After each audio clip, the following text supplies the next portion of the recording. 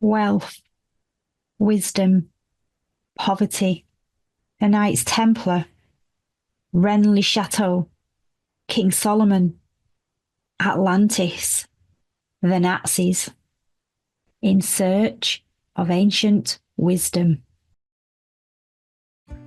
Hello, I'm Neil MacDonald, and in this video I'm going to try and look at the elusive question of wisdom and wealth. Why is it that so few people seem to have all the wealth, all the riches and all the abundance, while so many people seem to spend their lives scrimping and scraping just to avoid poverty? Now, we're encouraged by media and by academia and the political system to accept this status quo. But is there a power that originally brought this into fruition and it somehow keeps it going now? And if there is such a power, how do we isolate it and maybe manipulate it? Unfortunately, knowledge of this power has been restricted by certain powerful aspects of society. For instance, the Christian church burnt thousands of people to death just for having an interest in the mystical. And also, hundreds were hung in the witch crates of the 17th century. The lower classes have constantly been ridiculed for having any interest in the esoteric. But the upper classes have no such scruples. For example, the high-level alchemist and occultist Dr. John Dee was the chief advisor in the court of Queen Elizabeth I. Over the millennia, many organizations have sought to seek out a fragmented canon of law which has been associated with universal laws and the connected wisdom. And I hope to show that this power has shown itself through various organizations and individuals down through history.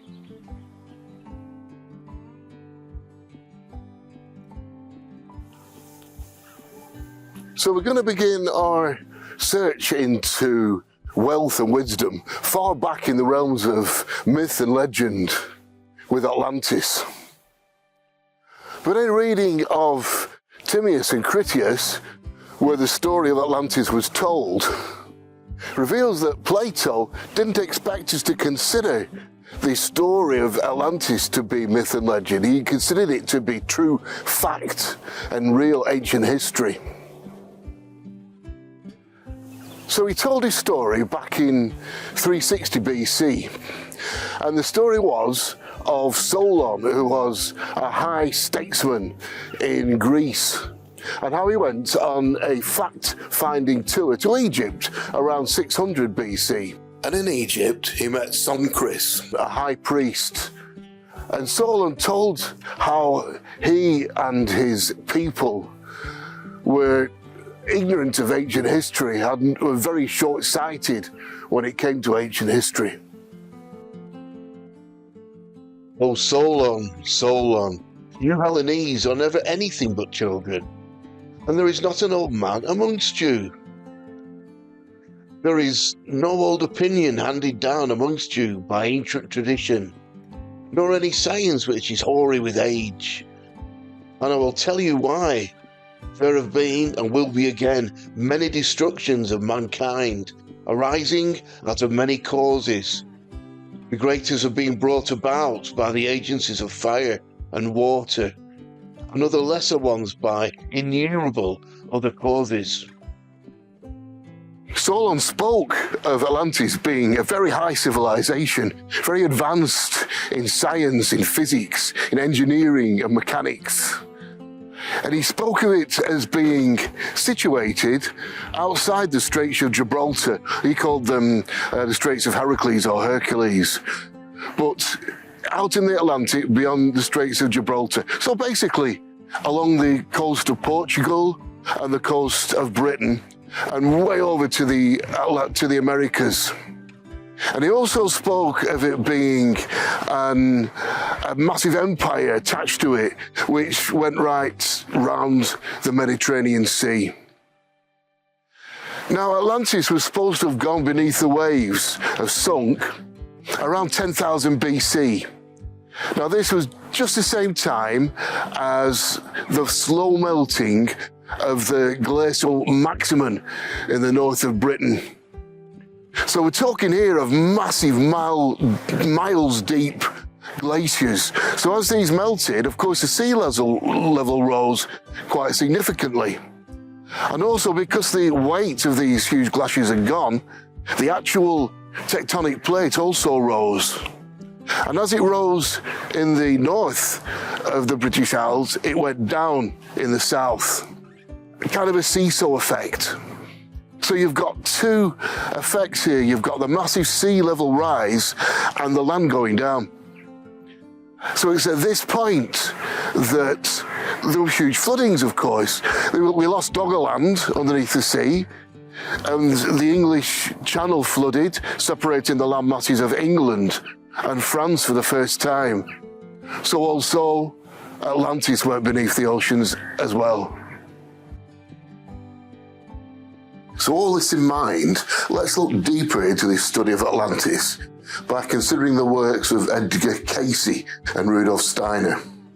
Now they talk about two opposing groups in Atlantis, the materialistic sons of Belial and the esoteric and wisdom holders, the sons of the law of one.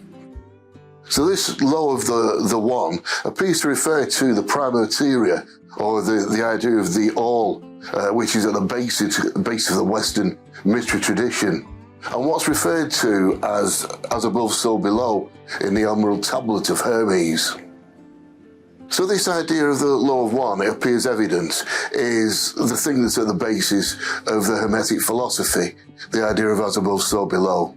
And it appears that this is the basis, this is where the source of the power and the wealth of the Atlanteans. It does appear, having visited many sites in Ireland and Great Britain, that we seem to we're probably part of the Atlantean empire, or just peripheral to it.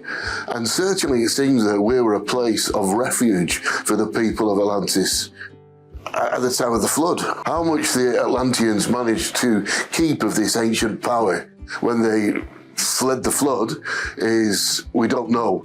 But it appears that they may have been trying to piece together the pieces of this ancient fragmented law, as we spoke of before. And this may be the answer between the rich and poor. Maybe we're still looking at this fight between the sons of the law of Belial and the sons of the law of one.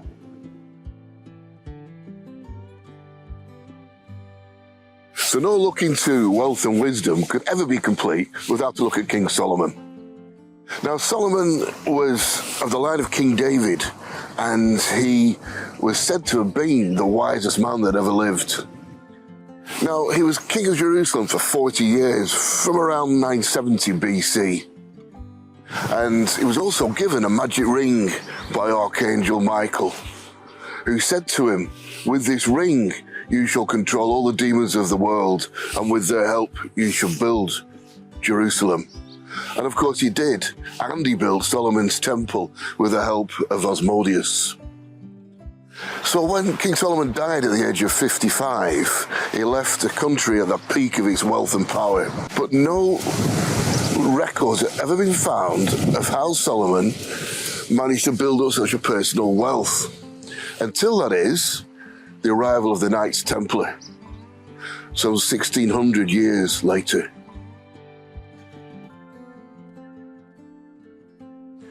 In the 12th century, the Knights Templar became massively and unbelievably wealthy. They began running the first business conglomerate that stretched right across Europe, from the Mediterranean to the Baltic, from the Holy Lands to the Atlantic. So this made them so powerful that they were more powerful than kings, more powerful than countries. So what is the secret behind this sudden wealth that the Templars found, this massive meteoric rise to power? The Templars' background lies in an extended family network known as the Rex Deus. who claimed to be the direct descendants from the select high priest of the Temple of Jerusalem, and therefore King Solomon. Other famous names of the Rex Deus are the Scottish Sinclairs, the Lord of Rosslyn, the Saxon dynasty, and the Habsburgs of the Austro-Hungarian Empire, and many other powerful families. Bernard of Clairvaux, the influential Cistercian monk, gathered 9 knights of this family at the court of Hugh I, Count of Champagne, and sent them off to the Holy Lands in 1118. So historians have suggested that they were tasked with protecting pilgrims heading towards Jerusalem, but 9 knights in this vast country would of course have no effect at all in doing this. So what was the real reason for the knights' visit? Well, on arrival in Jerusalem, King Baldwin I provided the knights with accommodation above the foundations that was once Solomon's temple. So again, question, why? Well, during the Jewish revolt against the Roman invaders around 70 AD, the city was under siege, providing enough time for the Rex Deus high priest to hide the temple assets in the labyrinth of caves beneath the Temple Mount. Beneath where the Knights Templars were now encamped, and they dug there for the lost treasure. Evidence of this digging came from the excavations carried out by General Sir Charles Wilson of the British Royal Engineers, who became head of the London Metropolitan Police around the time of the Jack the Ripper murders. So Wilson's excavations in 1867 discovered an 80 feet vertical access tunnel through solid rock, with numerous horizontal tunnels feeding off in several directions. Here Wilson's men discovered items of Templar property, such as a lance, a spur, and a Templar sword, proving that they had been there. And from this time on, the Templars became massively wealthy and powerful, and started businesses and building the magnificent cathedrals like Chartres and Amiens, showing a massive shift in Masonic technology. So whatever the Templars discovered in the catacombs beneath the Temple Mount triggered this sudden and massive change in their fortunes. Whatever they found changed them technically and spiritually, in the same way that Solomon had become rapidly wise, wealthy, and gained knowledge that enabled him to build the first temple. The Knights Templar had searched for and recovered the secrets to the power, wealth, and wisdom held by the families of the temple for at least 2,000 years.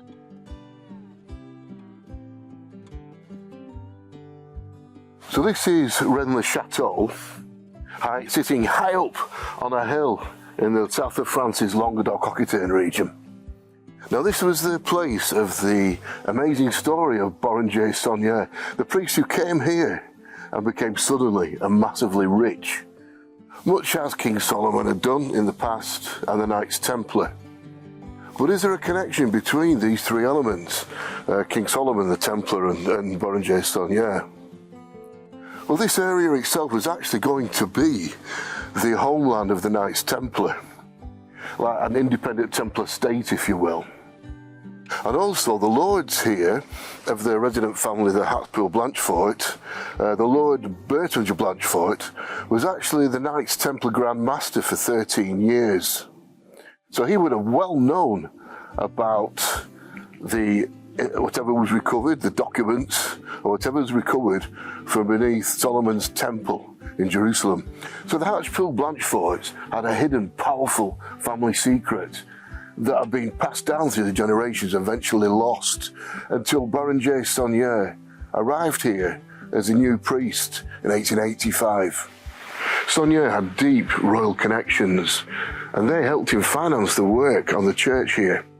And I argue that this royal intervention was to provide an assignment for Sonia to recover this hidden secret of the Blancheforts, which could have been the secret of the making of their power. So Sonia went off to Saint-Sulpice in Paris for the help of the experts.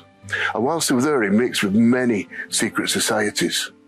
And it seems that this intervention was enough to provide Sonia with the means to uncover the secrets when he returned back home. So returning to the church, Sonia's first job was to lift this particular slab up from just in front of the altar in the church. And here he seems to have discovered an ancient tomb that was recorded by a previous priest, Jean Bigot. So Bigot recorded in the Paris registry the following. Beneath the altar of the church at Rennes-le-Château, there is a chamber in which are tombs dated from the time of the ancient kings, as well as documents which must not fall into unintended hands. I have had the access to this crypt sealed. So taking into account Sonia's connection to many secret occult societies, it's highly likely that Sonia recovered some magical ceremonial documents. Either way, from this point forward, he just became massively, massively rich, spending the equivalent of millions of pounds in his life. Sonia created this extensive domain with a new presbytery, a villa, 2 towers, one of which he turned into his office and lined it with bookcases with professionally bound leather books. He created a large garden with exotic plants and animals from throughout the world, where he held vast banquets with guests, some of whom were the best-known people in Europe. Sonia's activities in the church and his rebuilding provided evidence of his activities, in particular the statue of Asmodeus, the very same being that helped Solomon build his temple in Jerusalem. And again, Solomon was associated with massive riches. Asmodeus was also said to be very keen on beautiful gardens, exotic gardens, and opulent banquets, just as Sonia had made and carried out right here. So it seems probable that Sonia had found the secret of the Blanchefort family in the tomb beneath the church, where it had been hidden by John Bigot. The same secret that the Knights Templar found in the catacombs beneath what was Solomon's temple, thus connecting this powerful secret of Solomon, the Knights Templars, and Rennes-le-Château.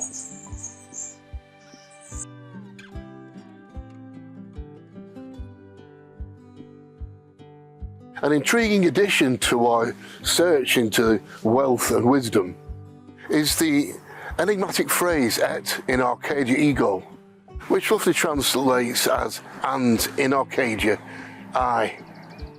Now, it's not in the scope of this video to look deeply into the meaning of this. It's enough at the moment to realise just its prevalence in the society of the wealthy.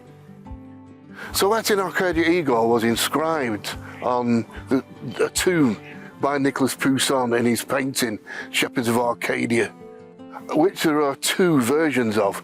One's at the Louvre in Paris, and one is here at Chatsworth House in Derbyshire. Now, there's also another one, which is called the Shepherd's Monument, and this is in Shrubber Hall in Staffordshire, and it's like a copy of Poussin's painting, but carved actually into a stone monument. So these 2 magnificent manifestations of "et in Arcadia ego" in the north of England are both in the grounds of stately homes. These are of rich families, aristocratic families, with magnificent banqueting halls and gardens. So we noticed in the Search of Ancient Wisdom book, when looking into Rennes-le-Château and Sonia's domain, that huge banqueting halls and gardens, magnificent gardens, are associated with the employment of the wealth creating energies of the ancient gods. So this is Poussin's masterpiece, The Shepherds of Arcadia. And you can see that the shepherds are pointing to an area on the tomb. And this is the area where the inscription is, Et in Arcadia Ego. Now, it's been confirmed by artists that the scene for this painting is in the Languedoc, and it's along the road, the D613, which begins just at the bottom of Rennes-le-Château, actually. And the actual location of the tomb is this place here. Now, you'll see that the tomb has been removed. Well, there was the tomb. This tomb here, this tomb was actually located there, and it was destroyed in the late 1980s. And in the background, you can see Rennes-le-Château. Now, this obviously makes a connection between Pousson's painting, Et in Arcadia Ego, and Berenger Saunier, the priest at Rennes-le-Château. Intriguing, isn't it? Now, the other hill to the left is Mount Cardew. Now, Mount Cardew is considered locally to be a holy mountain, and it's associated also, or more particularly, with the place that the Ark of the Flood came to rest. So this would mean, wouldn't it, that we're associating this area with a place after the flood, so a clean place, a fresh place, a place of milk and honey, and Arcadia, if you like. So, shepherds of Arcadia. Now, the unusual thing here is that just down the road, the village, which is nearest to this place, is called Arc. And there's a castle on the edge of Arc called Chateau d'Arc, the Chateau of Arc. And isn't it fascinating that this place associated with freshness, with Arcadia, is at the heart of the area that the Knights Templar was going to designate as their homeland until they were stopped by the Pope. So it's obvious that the Templars, or it was seen that the Templars, knew something about this area and about Arcadia. So if this is the location of the painting, it's obvious that Pousson must have been through this area at some time. And in fact, in the 1630s, just before the painting was done, he did travel from Rome to Paris. And if this is an important area, then he would have thought he came through this way. And it does seem obvious, doesn't it, if this painting is based on this area. So this is associated with another story. The story involves the Abbé Louis Fouquet. Now, he was a priest based in Rome, and in 1656 he wrote to his brother, who was Nicolas Fouquet. Now, Nicolas Fouquet was the superintendent of finances for the king, for Louis XIV in Paris. And this is the letter that he wrote. Monsieur Pousson and I have discussed certain things which I shall with ease be able to explain to you in detail. Things that will give you, through Monsieur Pousson, advantages which even kings would have great pains to draw from him, and which, according to him, it is possible that nobody else will ever rediscover in the centuries to come. And what is more, the matter involves little expenditure and could even be turned to profit. And these are things so difficult to discover that nothing now on this earth can prove better value, nor its equal. And soon after this, Nicolas Fouquet became massively wealthy, much as the same as Berenger Saunier did 200 years later. So the association between the phrase Et in Arcadia Ego and wealth and riches, I think, is pretty much proved. But there's one more intriguing example, and that's from the City of London, one of the richest independent states on the planet. And one of the most iconic buildings in the City of London is the Gherkin building, and right next to that, carved into a stone bench,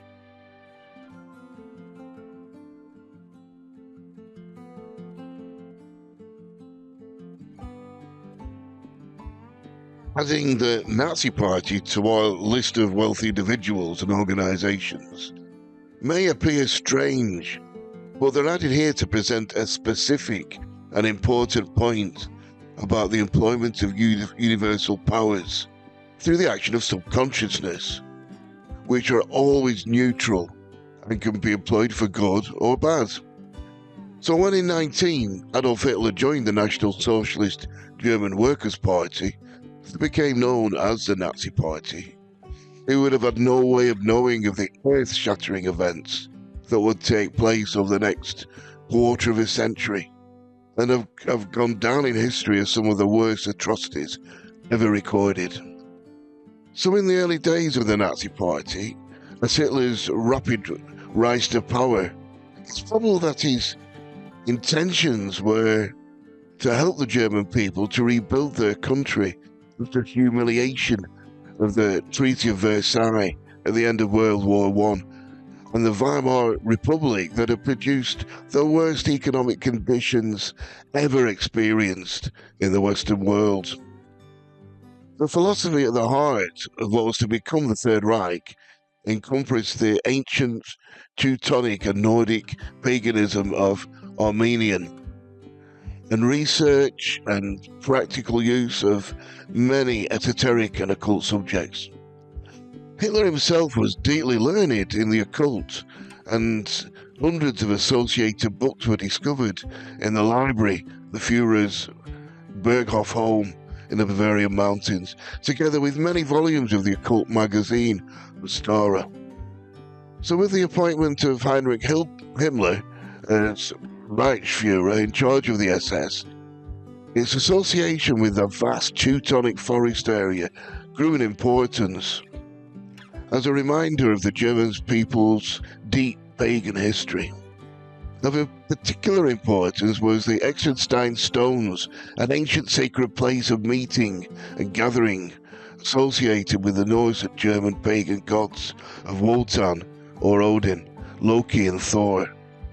Under Himmler's leadership, the SS grew to around 50,000 members, but it was only the inner echelon of the organization, the Gruppenführer or senior generals, that really understood this esoteric nucleus.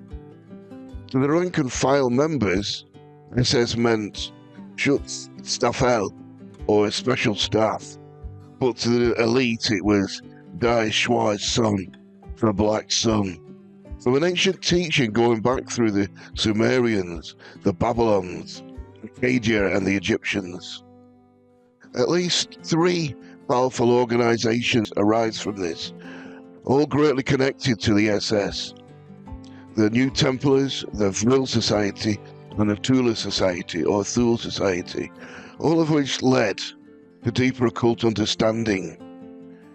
It was also from the collective works of these organizations that much of the teaching of the supremacy of the Aryan race rose, that showed itself to such tragic effect by the end of World War II. In 1934, when the Second World War was still 5 years ahead, Himmler chose Wirbelsberg Castle on the edge of the Teutonic Forest as the headquarters of his SS and the Camelot for his quest for the Holy Grail. Himmler considered himself to be a King Arthur figure, heading an order of warrior monks, following in the tradition of the Teutonic Knights, the Knights of the Round Table, and the Knights Templar. Once a year, the secret inner order of 12 member knights, chosen from the senior ranks of the SS Gruppenführer, would meet at Wirbelsberg, where they all sat in a grand armchair with an engraved silver nameplate around an Arthurian-style oaken round table. In July 1935, the year after setting up his nest of operations at Wirbelsberg, Himmler's deep interest in the occult led him to take control of the Anonym, or Ancestral Heritage Research and Teaching Society. In April 1940, he incorporated the unit into the SS under the personal control at the castle. The SS Anonym traveled the world in search of early roots of Aryan civilizations and occult secrets, including the Rosicrucians and the Freemasons. According to accounts of people who met Hitler, it was clear that his training in magic and occult showed in his general character. He appeared to dominate those he met just through eye contact, and intimidate merely through the power of his personality. This was, of course, multiplied on a massive scale at the rallies, where he held hundreds and thousands of people literally spellbound and hanging on his every word. By the beginning of the 1920s, Hitler became suddenly massively wealthy, in the same way as we saw in the other people and organisations we've already mentioned. He was known to stay at the best hotels and mix with the richest and most influential people in Europe. Of course, many of the activities of the Nazis can be described as on the far dark side, in fact evil. And this highlights an occult truth, that is that all magic takes place on the subconscious. And this entity has no ability to judge. Subconsciousness can only provide what is requested, as it is requested.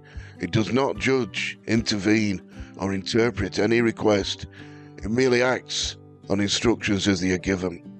The understanding of universal laws and powers and their outcomes is at the basis of ancient Hermetic philosophy.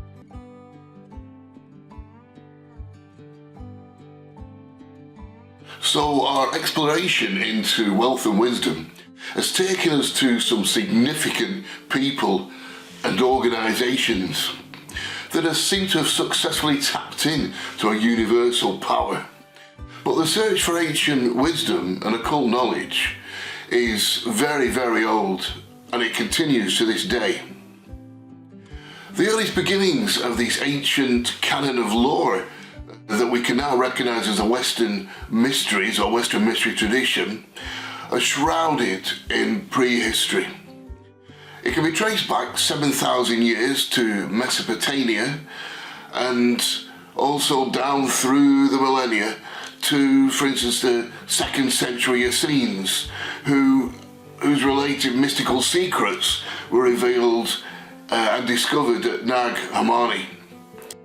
There's also the 6th century Merovingians, the so-called long-haired sorcerer kings, who had magic allegedly attached to the fact that they had the long hair. Samuel and Samson, for instance, were of this lineage.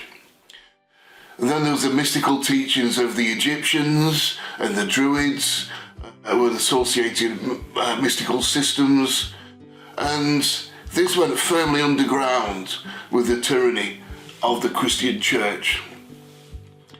Then it was not really until the mid-1850s that systems began to reappear through the work of various esoteric philosophers such as Alphonse Louis Constant, better known as Eliphas Levi, who produced a massive body of work on the subject, and there's also many, many other similar people. So this magical system of occult lore, known as the Western mystery tradition, was a secret, and it was a secret for far too long. It's our inheritance, and it's much needed in this present day times that we're living in. The Western mystery tradition is based on the huge body of work of esoteric philosophy recorded under the collective name of Hermes Trismegistus, or Hermes the Thrice Great. Hermes was associated with the Greek god of the same name, Hermes, and the Egyptian god Thoth, both being gods of messengers of the gods. They were the communication archetype. So this integrated system is designed to help us find our authentic life direction or will, and build for ourselves our wisdom, our charisma, our intuition, self-belief, through living in association with natural law. So the most well-known reference to this work it refers to the prima materia, and it comes from the Emerald Tablet of Hermes. 'Tis true without lying, certain and most true, that that which is below is like that which is above, and that which is above is like that which is below, to do the miracle of the one thing. And as all things have been and arose from one of by the mediation of one, so all things have their birth from this one thing by adaptation. And that was from the Emerald Tablet, translated by Isaac Newton. So the Emerald Tablet speaks of all things existing and being created out of one substance, if you will, by a way of adaptation, by moving it. It also covers the concept of the one power, and it's these two corresponding forces that lay at the centre of Hermeticism and the Western mystery tradition. The prima materia and the one power exists in a state of inertia until it's activated by will, which means that it rests in a situation of pure potentiality. So anything is possible for anyone who knows how to adapt it, or adapt the one thing. Another important concept to the student of Hermeticism is that of consciousness, and the understanding of what this is, both on a personal and a collective basis. For example, it's important to understand that our consciousness does not arise from our body or our personality, but from a much deeper place. On the collective level of consciousness, this was explained by Dr. Carl Jung. And Carl Jung said, "My thesis then is as follows. In addition to our immediate consciousness, which is of a thoroughly personal nature, and which is believed to be the only empirical psyche, there exists a second psychic system of a collective, universal and impersonal nature, which is identical in all individuals. This collective unconscious does not develop individually, but is inherited. It consists of pre-existing forms, the archetypes, which can only become conscious secondarily, and which gives definite form to certain psychic contents." Now, a good understanding of this collective consciousness or subconsciousness is important to those interested in working with the Western mystery system or tradition, as it's at this level that much of the work is carried out.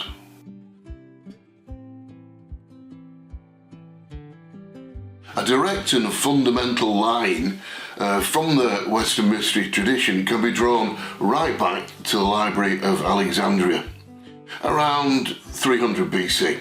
Now, this great temple of the Muses was built by Ptolemy I and acted as a centre for world learning for 1,000 years until it was destroyed by the Caliph Umar in 640 AD. Now, with the loss of the library, the adepts of the world's secret societies began to meet regularly in the temple in the town of Fez in Morocco. And it's here that a system was developed that would be understood by those adepts from all around the world who recognized the meaning of symbolism. This ingenious, interconnected work was based on the Kabbalistic tree of life and was named the Book of Tarot.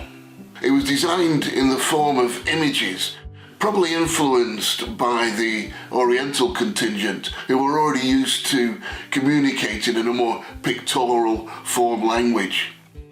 It was precisely this method of containing many glyphs on one page and their ability to communicate this at a subconscious level that is central to the work and power of the tarot. It must be stressed that the Book of Tarot was never meant to be a divination method. It wasn't designed to show your future, although it can be used for that. It was created as a mystical training system designed to help in the changing of the future in line with spiritual will. For this reason, the tarot packs that were designed with the original symbolism must be used, like the Rider-Waite pack. Arthur Edward Waite, who was responsible for the Rider-Waite pack, was an occultist who spent many hours in the British Museum studying the massive body of work connected with the Western mystery tradition and system. In particular, our friend Eliphas Levi And in 1881, he collaborated with Pamela Coleman Smith, an artist and fellow member of the mystical school of the Golden Dawn, and produced the Rider-Waite pack. Just as an introduction to how the tarot symbolism through the major arcana operates, we have the tarot tableau. Now this is at the basis of the Western mystery tradition. So whilst each card, or key as we know them, has an incredible depth of symbolism, it's how they interact with each other that hides the real secret. So you can see from the picture how the keys are laid out, and that the top row represents universal laws of consciousness. The central row is universal laws, and the bottom row is outcomes of working with the keys above. Now these outcomes show themselves as spiritual revelations, and each one could be described as an initiation on a higher universal insight. During the 13th century, the Languedoc-Aquitaine region, which is now part of the south of France, was a peaceful place. It was known for its troubadours travelling from chateau to chateau, singing and poetry. This was a place of tolerance, and here a strong Jewish community developed the Kabbalah, probably in conjunction with the Cathars, who also made the Aquitaine their home. So the Book of Tarot was integrated into this teaching system that identifies and explains the characteristics of the various aspects of the universe, from the personal to the cosmic and the spiritual. So the Tree of Life diagram shows how this system interconnects. On the outer plane, the 10 circles, or sephira, represent the progression from the physical to the heavenly realms. The lower sephira, Malkuth, represents the actual physical plane, the earth as we see around us, and the upper 3 sephira are the supernal triangle, the upper circle representing Kether, or the deity. The tree depicts aspects of the universe on multiple levels. For example, it can be also laid on the human body visually. Then the Malkuth, the bottom sephira, would be the feet, and the top sephira, Kether, being the head. And also there's Tiferet, the sephira at the centre of the glyph, which identifies the spiritual or Christ centre. So for the purpose of the Western mystery tradition system, it's the connecting paths between the sephira that are important, and it's these that are represented by the major arcana. These in turn are the fluid parts of the consciousness that aid in the process of creation through the medium of subconsciousness. Another important aspect of the Tree of Life are the 3 pillars: the male, the female, and the central pillar of equilibrium. And it is this pillar that we aim for spiritual growth.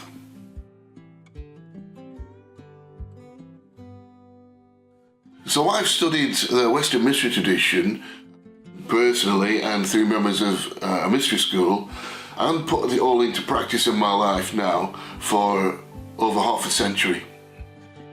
And now, as I enter my mid-60s, I look around at the world with dismay. And I just know that if people learned about and started acting within natural law, that things would just right themselves, and it would just be a lot easier for everybody. People would seek out their own spiritual path, and it would be more fulfilling on a personal and societal level. So as I'm taking a step back generally in life, I would like to pass on my life's work to those who feel themselves that it may be helpful to them. So I've created what I've called the Self-Mastery and Empowerment Through Ancient Wisdom course, or Self-Me-Tap course. This is separated into 3 sections. It has 100 videos. It's over 10 hours if you play it straight through.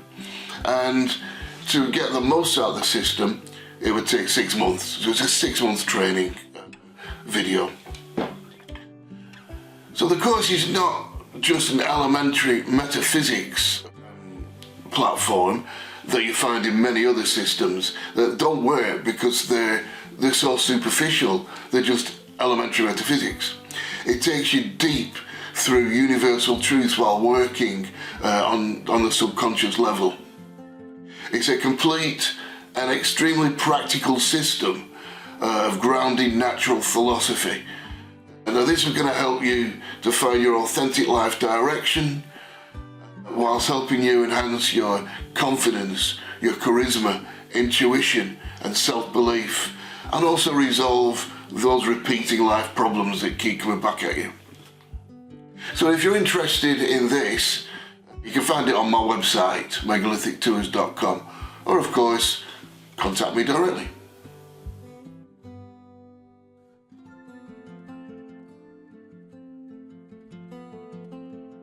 So what have we learned on our journey into wealth and wisdom?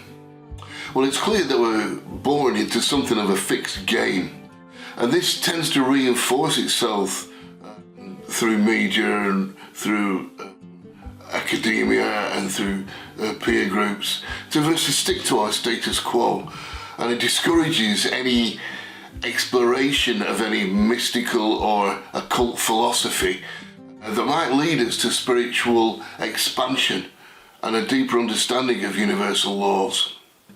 And it does also appear that the power we were seeking does exist, and that it's been tapped into, and that it can massively increase wealth as well as wisdom.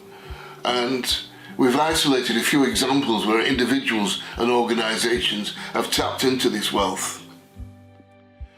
So it appears that a secret trail existed, a trail that goes back into prehistory. It showed its hand in King Solomon, in the Knights Templar, in Rennes-le-Château, and eventually in the Nazi Party. And the phrase "et in Arcadia ego" appears to be something of a code name for this power. It appears that this power seems to date back to a pre-advanced civilization, a civilization which has been mainly lost, but one that reveals itself in the Atlantis story. A land of milk and honey that worked strongly, I suggest, in conjunction with universal laws, and not, as we do today, against them. So this brings us to what we do actually understand of this power. And it appears to stem from and has its basis in Hermetic philosophy, a philosophy that has been pieced together, and it's the pieces of this lost ancient lore from a pre-ancient society. It's what we've managed to gather from it. And this lore does exist in conjunction with universal laws and powers. So in conclusion, we've isolated where this massive power it showed itself down through history. We've also showed that the power lies, its basis is in Hermetic philosophy. We've come so far, but there's more to be done on what we've started here on the basis that we've built.